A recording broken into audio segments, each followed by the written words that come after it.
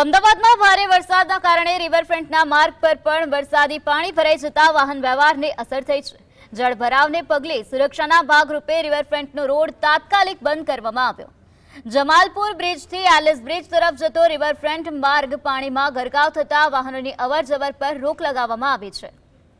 ભારે વરસાદને કારણે શહેરના અનેક નીચાણવાળા વિસ્તારોમાં પાણી ભરાવાની સ્થિતિ સર્જાઈ છે, જેના કારણે વાહન ચાલકોને વૈકલ્પિક માર્ગોનો ઉપયોગ કરવાની ફરજ પડી છે।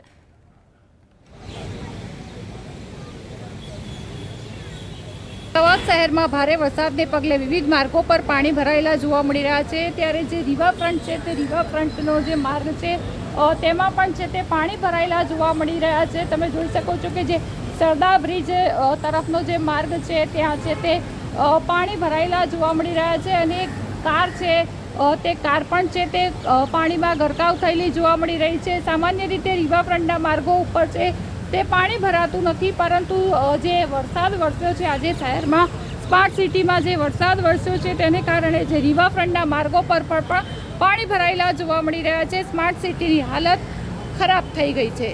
ઝલક હથિયારું, GSTV, અમદાવાદ।